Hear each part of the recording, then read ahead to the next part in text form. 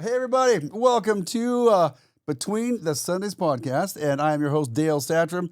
And I'm here with my two amazing co-hosts, Katie Jones. Hello. And Jeremy Lara. Let's go. I didn't forget your name, really. I didn't. Yeah. Spaced out. I don't know what I was doing. And it's good to have you here. This is the place we talk about, listen, how to follow Jesus between the Sundays. That's why it's that Monday through Saturday grind, right? How do we put our faith in real life, follow Jesus in the mess, in the stress? And so we try to figure that out here, talk about it, willing to ask the questions, embrace the tension. Yeah. So that's what we do. This segment is called Between the Sheets. Oh. So, no. Oh, all So right. if you have little ears, we're putting a disclaimer. This is our Valentines episode. All right. We are talking about some relationship stuff. Good so call, just, Katie. Just have Good that. stuff. We gave you the disclaimer and Or if you have kids that are old enough, this could create some great conversations. that is true. Yeah. You can Yeah. sit down with them Get on the ready couch. for the blushing cheeks. Let's go. Family YouTube time. Yeah. Uh-huh. Yeah. This is good. So Katie can't wait. She's over there just grinning because we were having conversations before Sweating. we started recording, and she can't wait. They're all wondering what I'm going to say. So Who the heck knows? who the heck knows? Yep. Because eventually Edge we're of the going to get seat. through some of these, Yeah. and we're actually going to talk about sex. Said the word, Mm-hmm. and it's recorded. I got you in 4K. So yeah, let's talk about it. So Clipped. but we have a few questions before we get Salt there. and pepper So buckle up. Here we go. This is the Valentine's edition Yes. of Between the Sundays. Yes. All right. Under marriage, right? We're doing the first one? Or do you should we want to do start with the date? Let's- For all our single peeps out there, Exactly, which yeah. hello, we put in some dating questions as well because we want didn't you guys want it to be a part of this too? Absolutely. Yes. So don't leave if you're not married. Just hang out with us.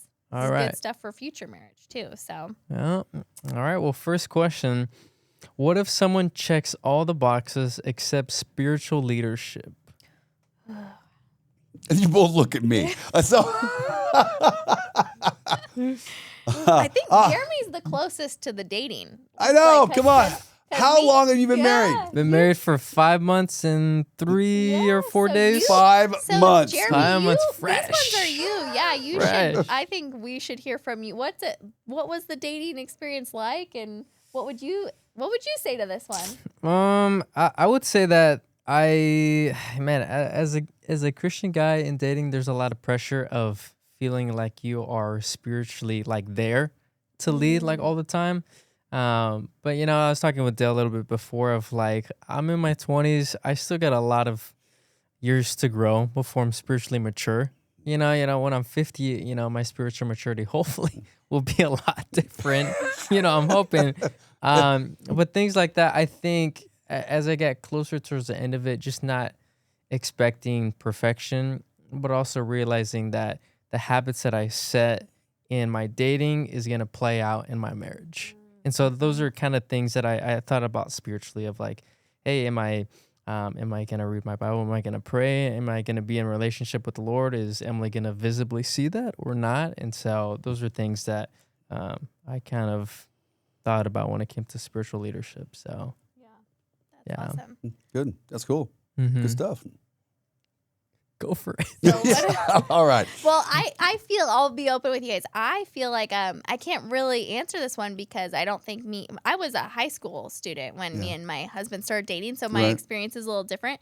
I have since said if I was dating now, it would be a completely different thing that I would look for, but it was all God's timing because I'm married to the perfect person for me. Wouldn't change a thing about that. But if I was, single right now, I for sure would be clearly looking for Right. a man that is like, pretty spiritually sound. But that's a tough question. They check all the boxes except spiritual leadership. Right. So let's hear from the pastor over Well, here. I fear from the pastor. So, Jeremy and I were talking about this question before we were recording, and I would probably answer this question based on somebody differently based on people's age. So if they were, this is your first marriage, you're young, you're in your 20s, kind of like you guys. This whole thing about spiritual leadership, you're so young. What does spiritual leadership even look like when you're 20-some years old? You don't have any kids. You got limited life experience. A lot of things. When you get married young, you learn together as you grow in your marriage, and so all of a sudden, you can look at this guy that he checks all the boxes, but he doesn't have spiritual leadership. What do you even mean by that? At 20-some years old, what does spiritual leadership look like at 20-some years old? So does he love Jesus? Does he go to church? Can you have spiritual conversations? I was going to say, let's make it more broad. We got to kind of define some of this a little bit. Let's almost take out the spiritual leadership piece and say that maybe because this is a common thing I actually hear from a lot of people is I believe in God, but I don't necessarily want to go to church, but they might be a great guy in every other sense, but they don't have that strong interest, but they believe in God. That's the most common situation I hear about. Right. Yeah. I think you got to be careful, because they may say they believe in God, or they may say they're a Christian. You might not be at the same place spiritually when you get married. I mean, the reality is that people, they have different spiritual experiences. They grow at different paces, so I'm not saying this is unimportant. It's a very important issue. But men have to learn how to be spiritual leaders. And quite frankly, I'm not so sure anyone who is in their early 20s, no offense, knows what that even means yet. It hasn't been tested. It hasn't been challenged. You're still trying to figure out your own stuff. You don't have kids yet. There's just a lot of life that's in front of you. And so I think when you're younger, I would look for more basic things. I would look for more basic spiritual things rather than going right to the spiritual leader thing, because that could really intimidate some guys, because they get intimidated anyway with that whole thing because no one's ever showed them how to be a spiritual leader. So if you're older, if this is a second marriage and you're looking here you got all these other great things and this whole spiritual leadership thing. You know what? By the time, let's say you're in your 40s or your 50s and your 60s and you're looking to get married again, people's character is pretty sewn into who they are. And if they're not a spiritual leader or a spiritual person at that age, I'd say it's a hard no. Because the odds are they're not going to change for you. Yeah. Sorry, but Lisa and I grew up together. You sound like you guys, you're growing up. You're growing up together, Jeremy. Yeah, right. And there's something beautiful about that. But you're older. Listen, you get more solid in your ways the older you get, and you have to really be intentional to not be like that. So if you're older and you got somebody who checks all the boxes, but the spiritual piece is not something checked, I'd be really careful with that one. So you got a lot of time when you're young to grow together. So if they're spiritual or they've given their life to Jesus, they want to grow. They're on the journey. You have some evidence that they're on the journey. You know what? You could probably learn together and it'd be a beautiful thing. But be careful if you're older. That would be my 2 cents. Yeah, great response. Well, anything else on that one?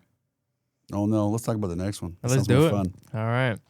Question 2, how do I tell the difference between chemistry and God's peace? Chemistry. Let's talk about chemistry. Yeah. Let's go. Oh, now we're getting better. That lovey-dovey.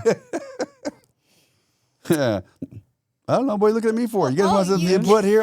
Katie, go for it. Go for it. How do I tell the difference? Oh, my gosh, you guys. Well, again, this is hard because I have been with the same person for almost 15 years. So, which is like half my life, So it's hard because I might not give the best dating advice. But I will say the things that I loved about my husband, even when we were kids, are things that I knew would make a great husband material. Kind to people, really hardworking, loyal, told the truth, worked hard. There's just certain things. But chemistry, this is a hard one because I don't know if I have a great answer for someone. I think you could have chemistry. You could have chemistry with a lot of people. It doesn't necessarily mean you should marry them, right? I feel like we all have chemistry. We're not all getting married. You know what I mean? I don't think that should be your one indicator. I'm clipping that. I'm so clipping that. That's so funny. But God's peace, I think if you're in tune to what God's telling you, I feel like I can't really speak to that because I wasn't super far in my faith as a high schooler or even in my early 20s. So I have God's peace now, but and he really watched out for me because I married a really good man. So I don't know if I have the best advice for this. So I'll toss it back to you guys. Can I broaden this a little bit, or maybe define it a little bit? Because how do I tell the difference between chemistry and God's peace? God's peace in terms of marrying this person, is that what they're referring to? So how do I tell the difference between chemistry and God's will? Is that a better way to look at it? Yeah. I mean, it's very broad. It is. It is. So But it's I'm hard just to trying to. answer. I don't understand the whole God's peace thing. It's like God's peace in what? God's peace in continuing to date. God's peace in marrying. So I'm going to answer it that way. Chemistry versus. How do I know the difference between chemistry and God's will for this person? Right? Because is chemistry God's will? Just because I feel connected, I feel chemistry, it must be God's will. See? I feel so connected to this person. It must be God's will. Is what I picture almost somebody saying. But. Right. Yeah. So I mean, I wanna first of all let people know that connection and chemistry isn't unimportant. You're going to be spending the rest of your life with this person. There better be some chemistry, some connection. Otherwise, why on earth are you getting married? Yeah. Can I just get blunt here? For crying out loud, you better really like being with someone. And something about that, I always hear a lot of people, and I'm just gonna say it. I mean, do it. That people are like, man, I really liked her or him because of like their inside. I really cared. I was like, that's stupid. Like you have to be attracted to someone. Yeah. Oh, bring it, buddy! You Come don't know how on. many like guys, buddies of mine would ask if like. I would ask like, hey, do you like this girl? Like, yeah, I think so. I'm like, what do you mean you think so? I'm like, oh, well, I love spending time with her. I love her heart. And I always ask, I'm like, do you find her attractive? They're like, yeah, like pretty much. I'm like, then it's a no. I'm like, if you're not going to be attracted to a girl that's in her 20s, obviously we're all going to age. I'm going to age. You will eventually age. It'll be a while, but I'm going to look like a raisin when I'm 80 for sure. But it's like, if you don't see them attractive, at the beginning, then I don't know. You're going to have issues. I love that you said this because I feel like this is such a man thing. Oh, darn right This it is such a man thing to say because, where I'm at, I feel like the looks fade, 100%. But yes, of course, I completely agree with you. There has to be some physical attraction. Yeah. But looks over time, and I'm still attracted to my husband 100%. So Jared, don't hear anything else. But if he was, I've told him this too. I'm like, if you were to even gain weight, you got in a terrible accident. I love this person so much. I genuinely feel like I would still be attracted to them because I love the person that they are. Because that's fine. I don't know if that makes sense, but Yeah, of that makes course, sense. I That wouldn't, makes I sense. wouldn't have dated him Yeah. in the beginning if I didn't have the. So I hear you. Right. Yeah, You wouldn't but even get looks do started. fade. Yeah, no. I just want to make it really easy for her. Look at me and go, he still looks good. That's Yeah, right. yes. I don't want her to have to look at Good me way to someday love and go, your spouse, too, oh, for sure. I just love his heart. I want you to love the rest of me too. Yeah, exactly. Yeah. You love my heart and everything else. And everything else. Yes, baby. I tell her that I love you the inside. I love you outside.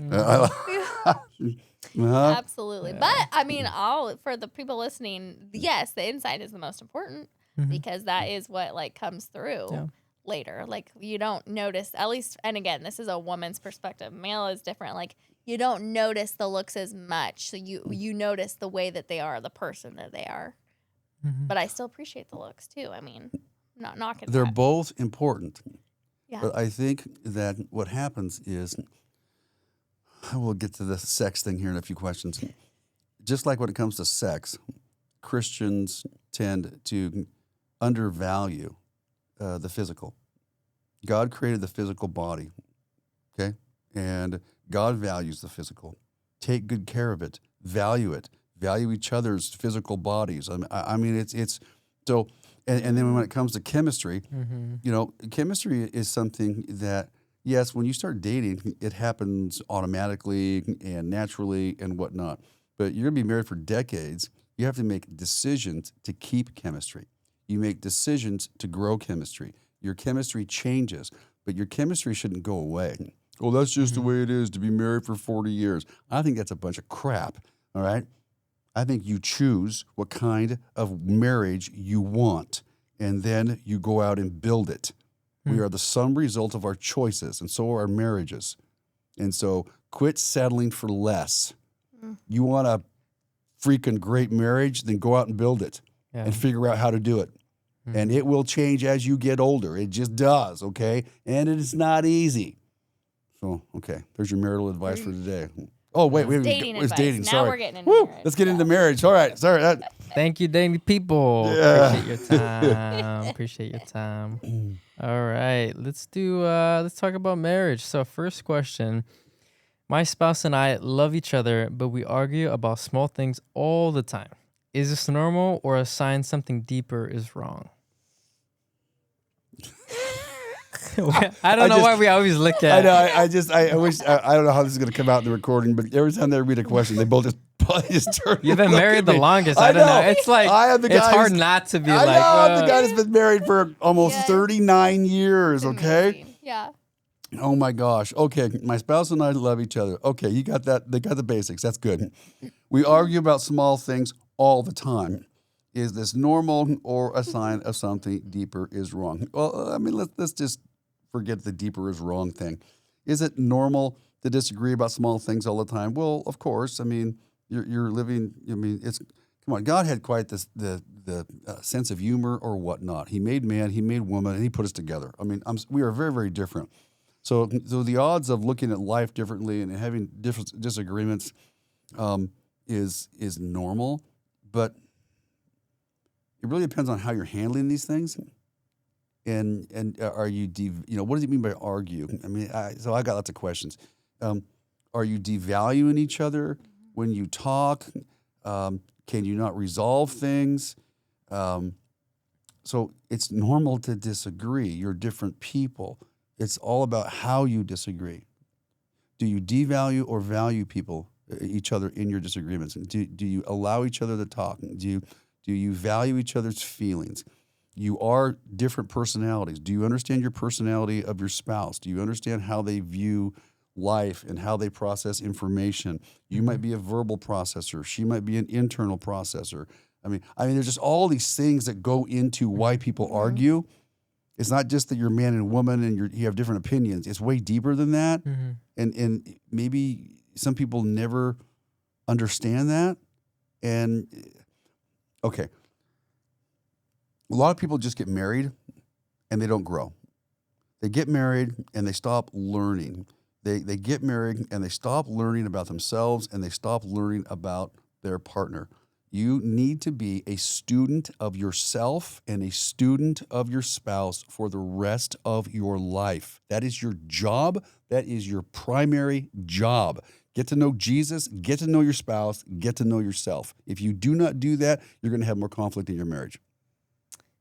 Yeah, that's great advice. They said small things too. So you've already kind of pointed out that these aren't big things. One thing when Jared and I were going through, like probably when we first had Everly, our oldest, I feel like we've gone through seasons too where we bicker for sure. But one thing that's helped me is asking myself, does this matter 3 years from now?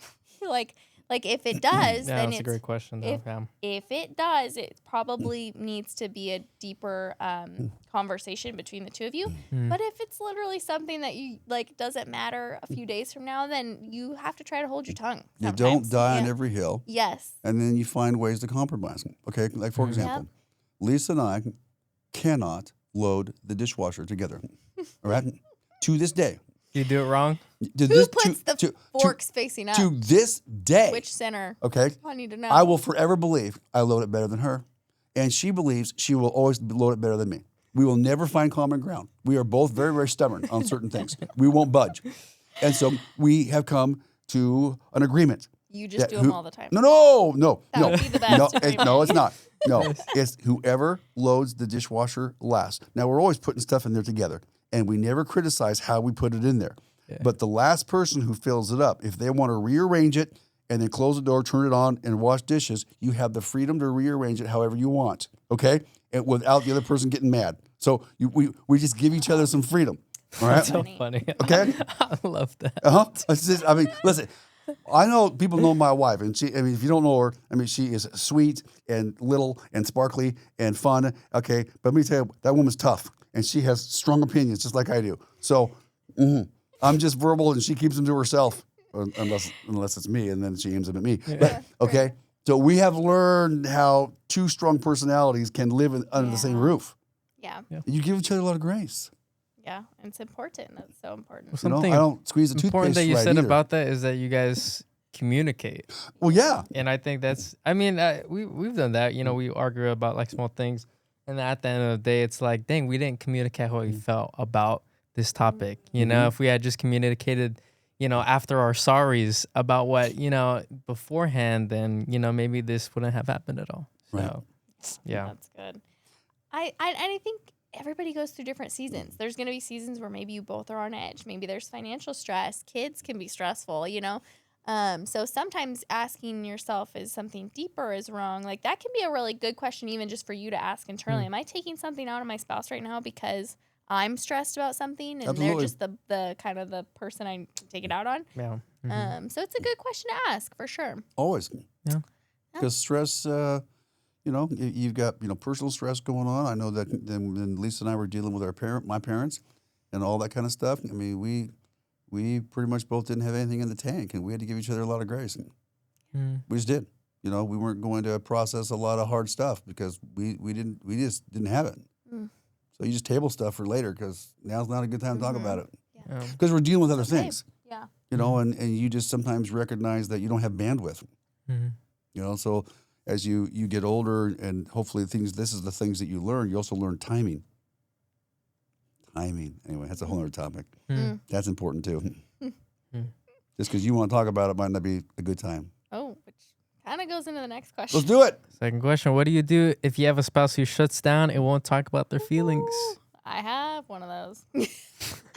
This is for me. No, All right, just kidding. Katie, let's do it. And he has come such a long ways, but this is 100% like the beginning of our relationship because I'm very much, let's just work it out. Let's get it out. Let's, and my sister is similar to this too, to where there's certain people that they cannot work through something when their emotions are high. They have to have that time to be able to like calm themselves down because they like to have that control. And it's not necessarily a bad thing. Like if they know that if they get into this conversation right now, they might not have that full control and they're going to say something they regret. And they just know that about themselves. So I think there's people that really try to shut down. And I know the Bible says, don't let the sun go down on your anger.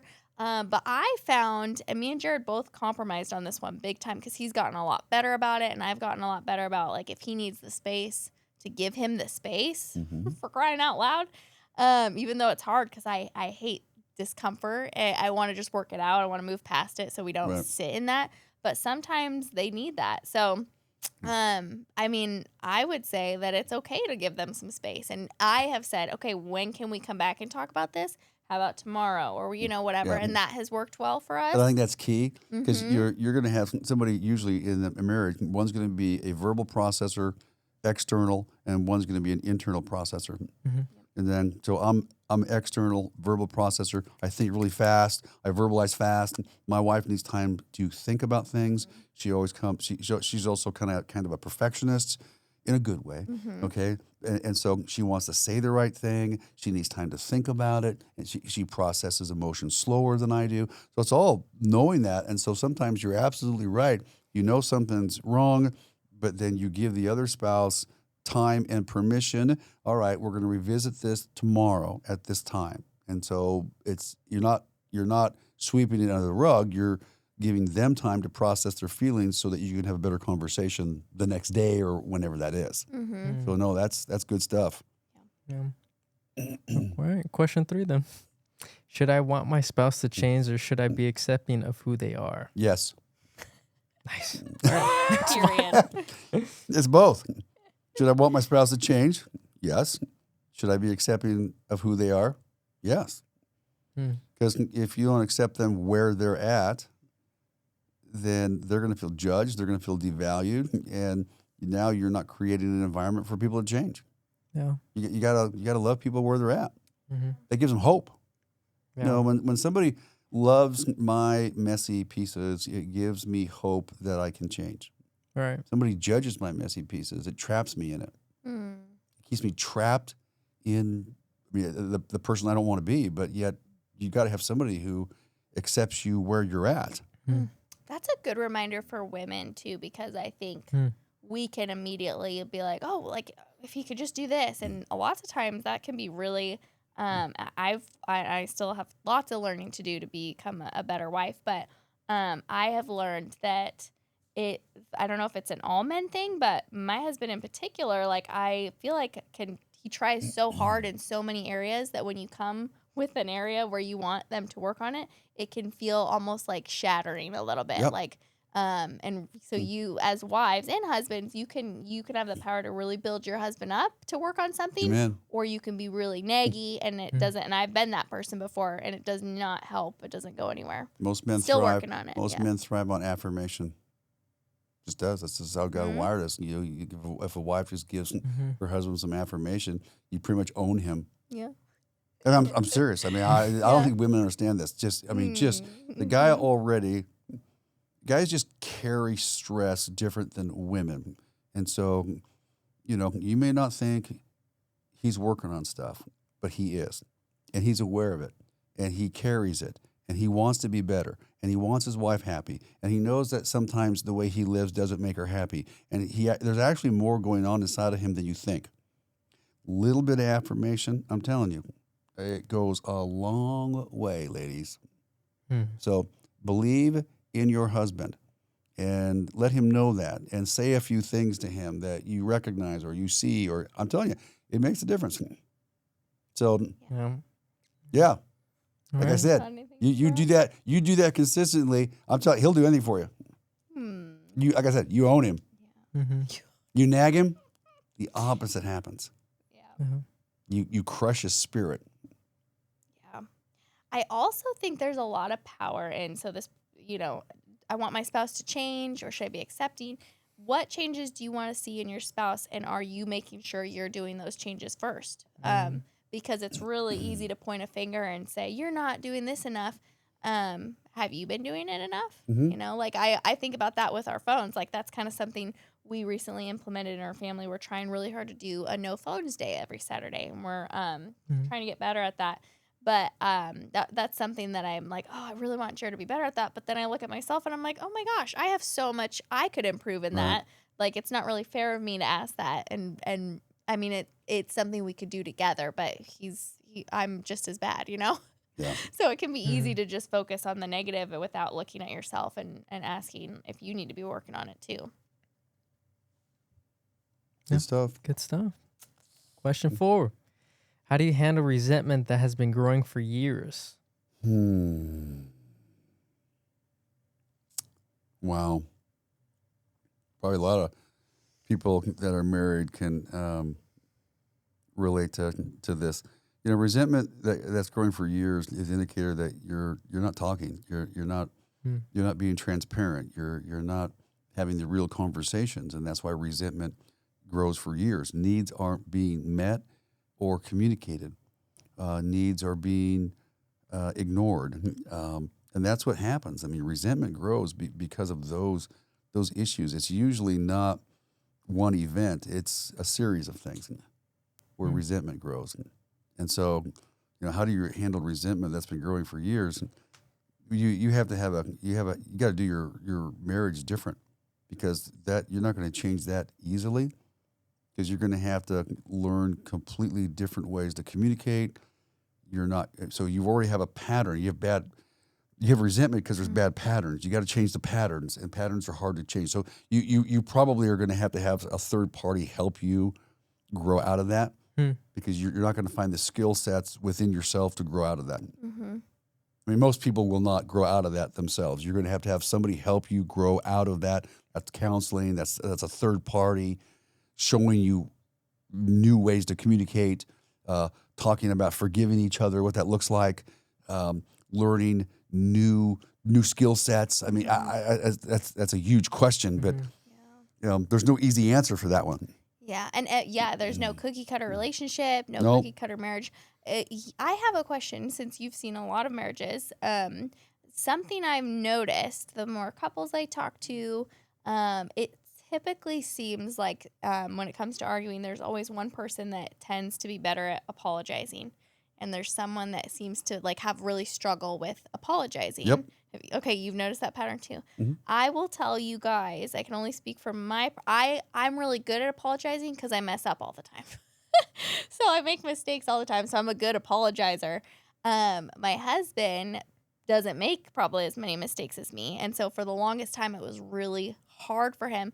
And he's like leaps and bounds. And I can tell you nothing has melted me towards him more than him learning to apologize when he's like done something that maybe like on the outside looking in, it's not a big deal. But like if it hurt my feelings and he notices, even if he doesn't fully understand it, he's gotten so good at apologizing. And I can tell you, like, we don't have a lot of resentment. And I think a big reason is because he worked on that so hard. It was hard for him because I think in his mind when he was younger, not anymore, he almost thought of apologizing as like accepting that you did something really terribly wrong instead of just acknowledging, oh, I hurt her on accident. It wasn't my intention. And just kind of owning it because it just helps us move so much quicker over things. But it's not always the dude. I mean, I'm sure like there's girls that have a hard time with it too, but it's helped us a lot. No, you bring up a really good point. Learning to apologize and recover after, the hurt is absolutely essential. Learning to apologize and repair. It's not just apologize, but you have to apologize and repair. And couples who can learn to do that, you develop this elasticity in your marriage. You can acknowledge and then you repair what was broken. I mean, so that has to happen. And so what I've seen is that, people struggle with apologies for a variety of reasons. One, they never had it modeled for them. They connected to guilt and shame. They were in a guilt and shame culture. So if they admitted wrong, they were shamed for it. You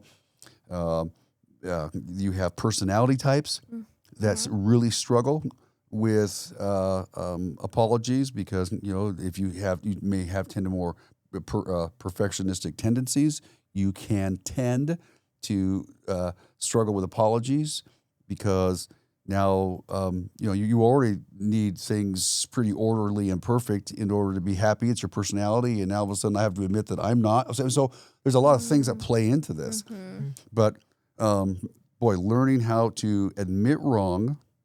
And that's another thing, apologies is, in our house, you can't just say you're sorry. Sorry for what? You got to own it. Yeah. You can't, and then sometimes, you need to use certain verbiage that's absolutely essential. What I did was wrong. If you can't admit wrong, you don't know how to apologize. Well, I didn't mean it. It doesn't matter if you meant it or not. You did something.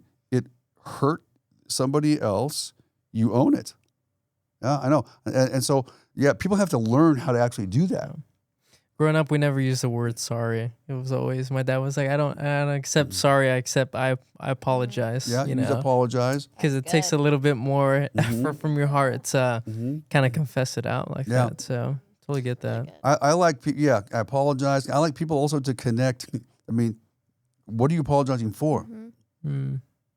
Because otherwise, I don't want someone to just throw out a word.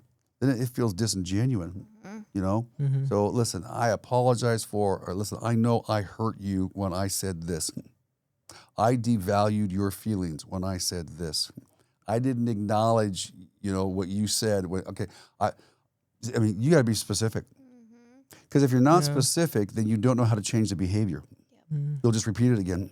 Now, we all repeat stupid stuff again, okay? It's not, apologies don't mean you're perfect. But I mean, that's certainly a dynamic. You're right. Yeah. Usually there's one that can run to the apology a little bit faster. I can already see it in my kids, too. Yo, my goodness, isn't that true? We do I can't remember if I've said this on here or not, but we do a little exercise when our kids have been fighting where we make the other one say what they think the other one's perspective was. Why do you think Kinley's mad at you? Why do you think Everly's mad at you? That's smart. And they have to like really try, and they don't get away with any. Like they can't be little smart Alex about it. They have to. Gotta lean into it a little bit. Yeah, that's good stuff. Yeah, for sure. All right. Well, question 5: How do you heal from sexual shame that affects your marriage? Sexual shame, man, that's a huge question. Oh my gosh. Could be so many things too. I That we're talking know. about. Are we talking about infidelity? Are we talking about porn? Are we talking about what are we talking about? So it's a big, Well, broad you could be an question. abuse victim. You could, Yeah. I mean, so you could. You were raised in a guilt and shame culture in the church. You were raised in a purity culture. I mean, oh my gosh. I mean, there's so much in that question. I don't even know how to answer it. That it affects your marriage. Part of that is, you got to figure out your path of healing because I don't know where it comes from. So you got to figure out your path might not involve your spouse at the front end of that, because you might need to unpack your past, your upbringing, if there was abuse. I mean, so there's a lot to that question. I wish I had a person in front of me that was I could ask more questions to draw it out, because it might be really specific. Where did that shame come from? How did that shame get on you? Yeah. And because then that kind of helped know where to go with it. I think a lot of people bring sexual shame into their marriages. Maybe, for a variety of reasons.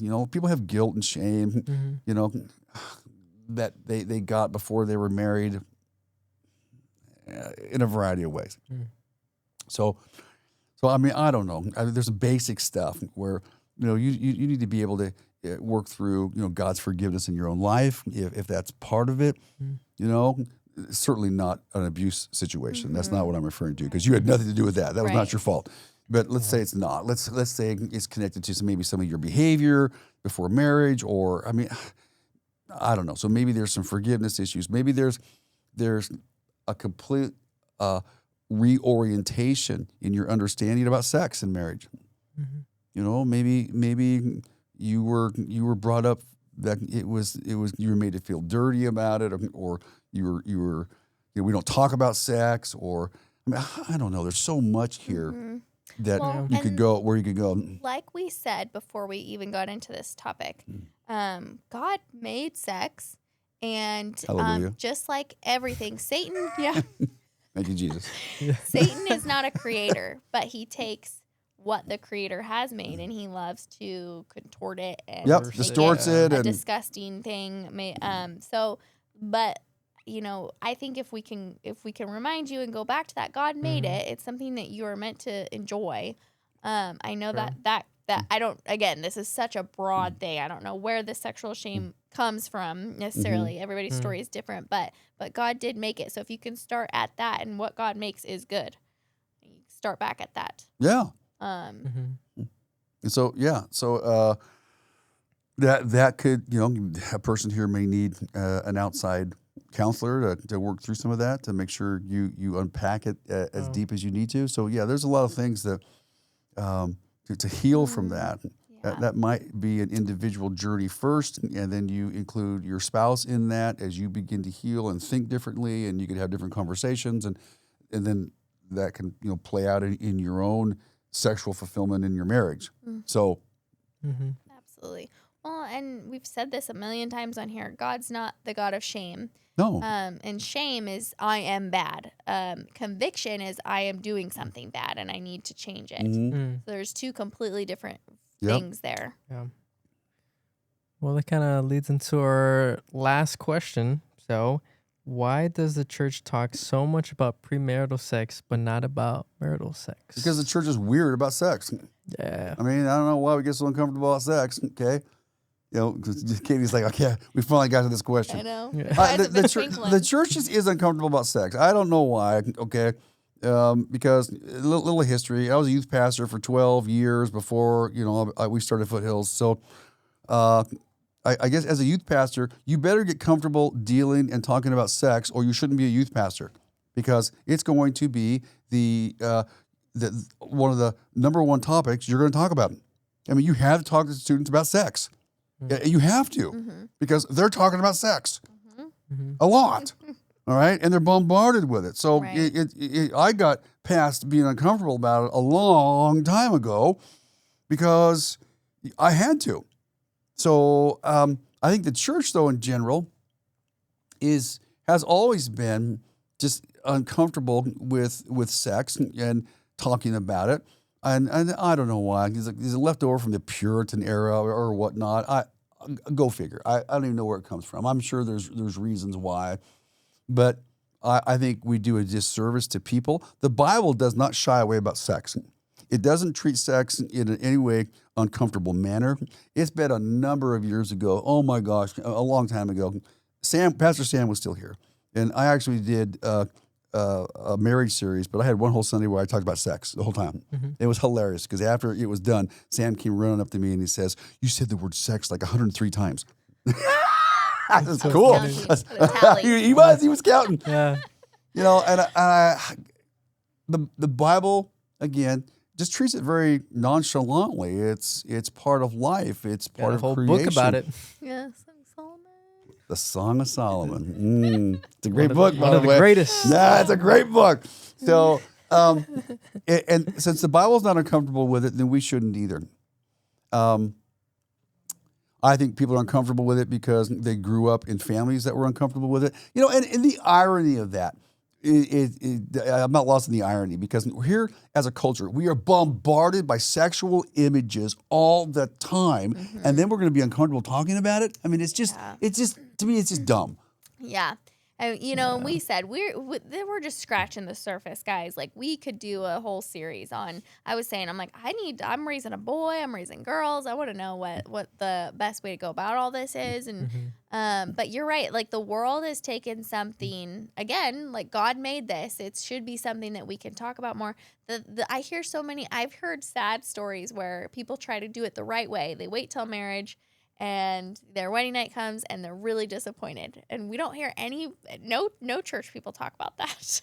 Like, there's not a lot of Christian resources out there. You know why? Because no one talked to them about sex. Right. No one talked, had a straight up talk to them about sex. Yeah. The church is obsessed with trying to keep people from having sex.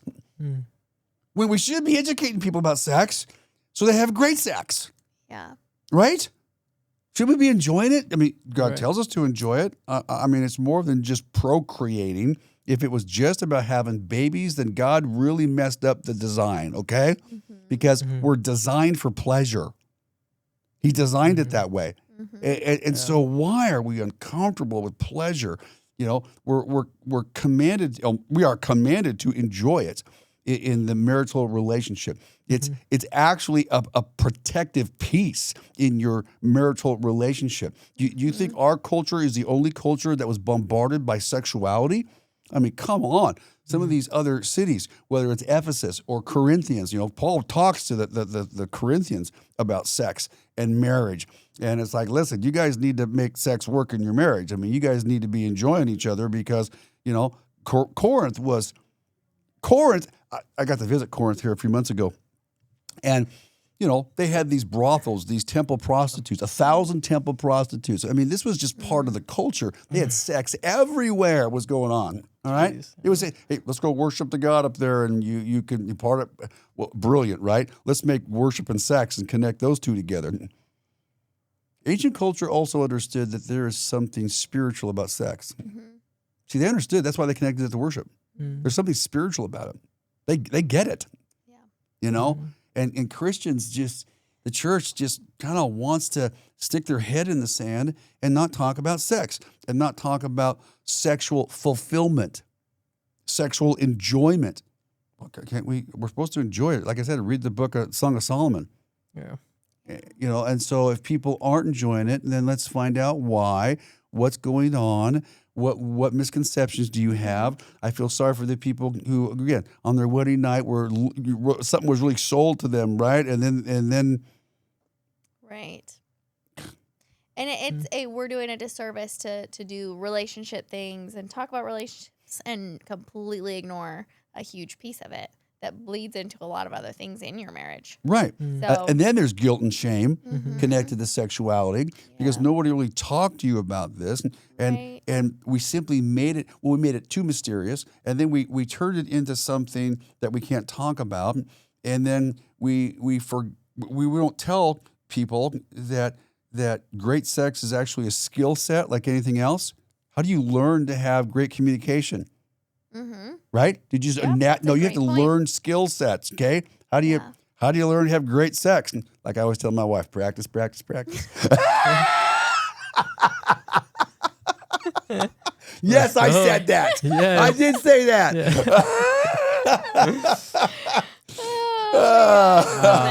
When people are like trying to have kids, they're like, "Man, we're trying." I'm like, "Really, really? Okay. Glad you're trying." Yeah, I know. Oh my goodness. So I don't know. I wish we probably should.